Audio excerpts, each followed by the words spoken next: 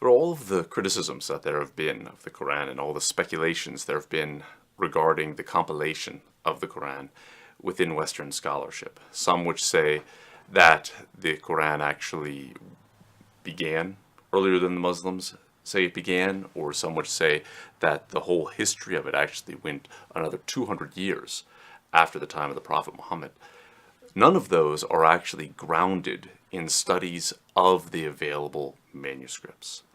As more and more manuscripts have become available, we've been able to confirm with greater and greater accuracy, scientifically, as empirically as one can, that the story that the Muslims have of the compilation of the Quran is, for the most part, accurate.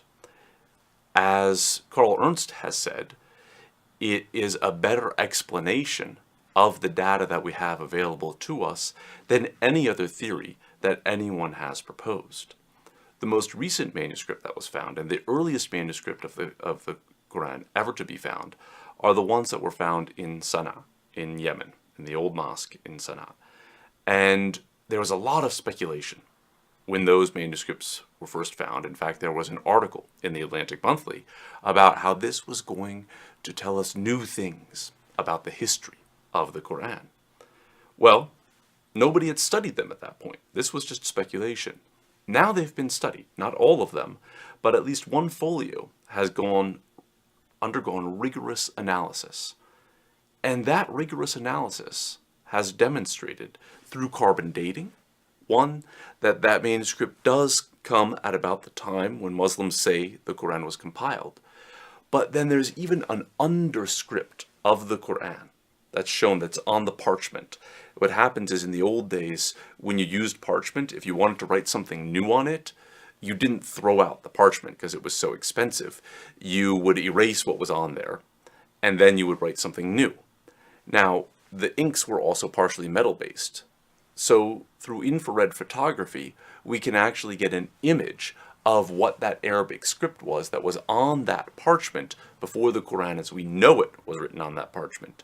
That infrared photography has shown us that the surahs as we know them were there and intact. Furthermore, they even show that the slight variations that are in the text are ones that Muslims have attested.